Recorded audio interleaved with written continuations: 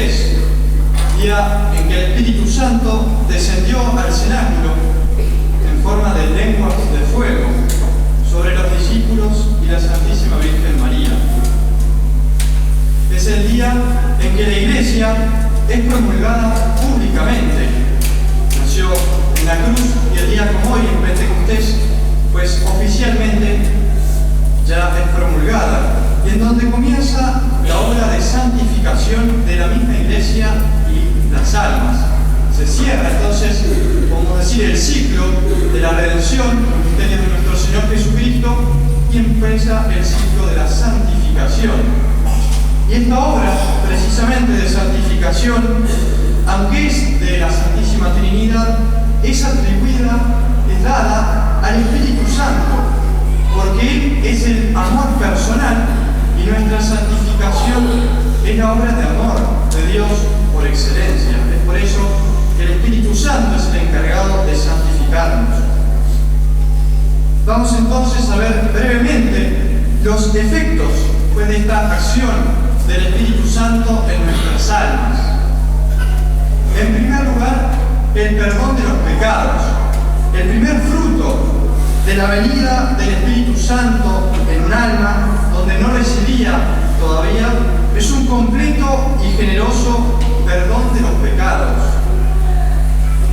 Al perder la gracia, el pecador lo pierde todo: la amistad divina, el cielo, los méritos que ya había adquirido y sobre todo la posesión de Dios y la permanencia en Él mismo de la Santísima Trinidad. Pero Dios siempre le ofrece sus manos generosas y llenas de misericordia para moverlo al arrepentimiento.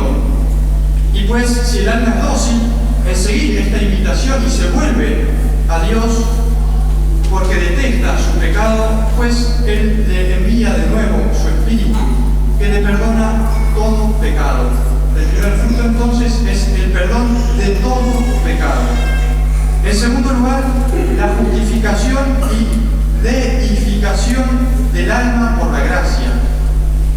No contento con purificar al alma de sus faltas, el Espíritu Santo se apresura a revestirla con la túnica de la inocencia y a otorgarle el don enorme de la gracia santificante.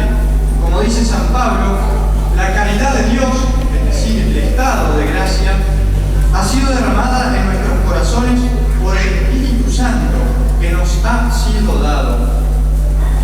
Por medio de esta gracia, el Espíritu Santo presente en el alma se une tan íntimamente a ella, al alma, de una manera tan grande y misteriosa que la hace partícipe de la naturaleza divina. Por eso se puede decir con toda la razón que el alma es deificada por el Espíritu Santo. Dios mismo vive en el alma.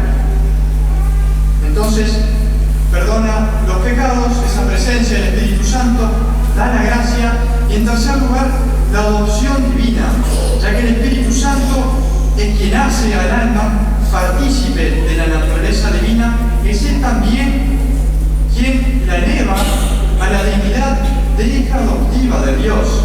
Es decir, Dios nos convierte en hijos suyos por medio del Espíritu Santo.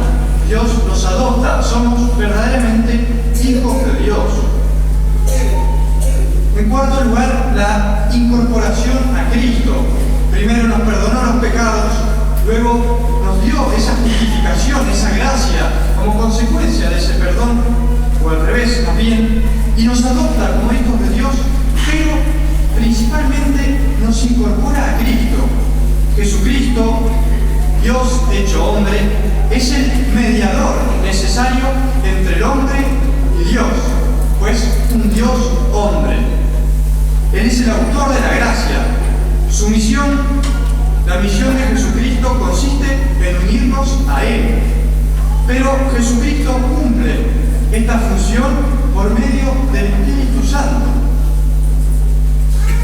En primer lugar, Jesucristo es nuestro mediador como causa meritoria. Como ejemplar vivo. En primer lugar, Él es nuestro ejemplo de la vida sobrenatural. Debemos seguirlo. pero es la acción del Espíritu Santo la que nos hace reproducir en nosotros ese modelo de santidad. Es nuestro ejemplo, pero es gracias al Espíritu Santo como vamos a poder, pues justamente, imitarlo a Dios nuestro Señor. En segundo lugar, Jesucristo es mediador nuestro como causa meritoria de nuestra vida sobrenatural. Es decir, que nos mereció las gracias que necesitamos para esa vida espiritual, principalmente por medio del sacrificio de la cruz, que nos abrió las fuentes, esas puertas de la gracia, pero la infunde y la derrama en nuestras almas a través del Espíritu Santo. Él nos mereció esas gracias, pero nos la va a dar por medio de la tercera persona de la Santísima Trinidad. Y Jesucristo finalmente es nuestro mediador como cabeza, porque tiene la plenitud de la vida sobrenatural. Pero el Espíritu Santo es el alma que une los miembros a la cabeza para entregarles esa participación a la vida divina. Nuestro Señor Jesucristo es la cabeza y nosotros sus miembros. El alma que vivifica ese cuerpo místico, pues es el Espíritu Santo. Gracias a Él participamos de esa vida divina, de esa gracia de nuestro Señor Jesucristo, cabeza del cuerpo místico. Y por último, el Espíritu Santo nos infunde los dones, sus dones. El alma, en primer lugar, entonces, fue perdonada por Dios de todos sus pecados, fue justificada, pues se le dio la gracia. Además, por el Espíritu Santo, fue adoptada por Dios, siendo por ello nosotros verdaderos hijos de Dios, e incorporados finalmente a Cristo, es decir, unidos plenamente a Él, como los miembros a la cabeza. Pero para que el alma sea verdadera hija de Dios y que la unión con Cristo sea completa, hace falta algo. ¿Qué es eso que necesita el alma? Necesita ser constante y directamente ayudada por el Espíritu Santo.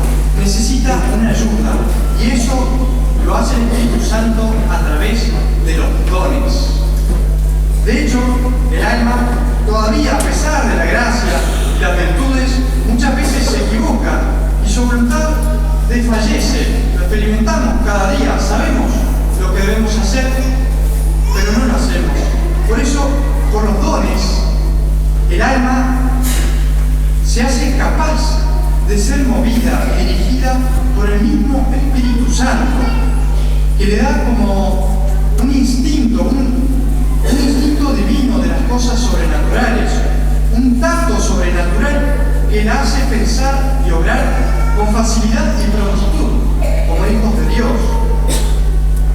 Así pues, el Espíritu Santo, por los dones, en primer lugar, del temor y la fortaleza, aleja al alma del pecado, insinuando en ella el temor de ofender a Dios en lo más mínimo, no solo en un pecado grave, sino hasta en las faltas más leves, le da ese temor de ofender a Dios.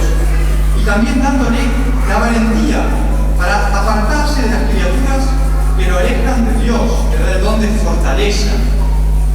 También por los dones del consejo y sabiduría, el Espíritu Santo le inspira al alma esa obediencia perfecta a la voluntad de Dios, principalmente cuando es difícil saber bien cuál es la voluntad de Dios. Pues por el consejo y la sabiduría, el alma va a saber discernir cuál es la voluntad que Dios quiere que yo haga.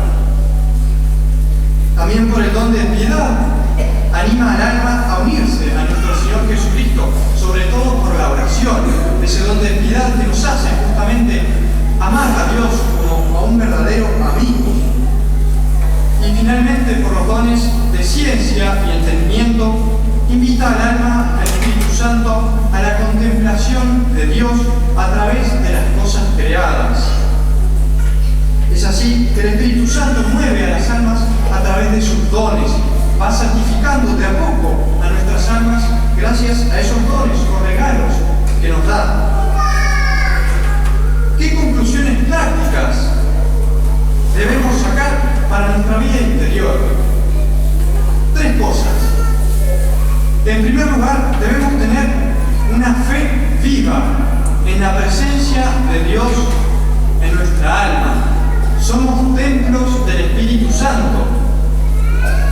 Dios mismo quiso elegir nuestra alma como santuario íntimo de la Santísima Trinidad.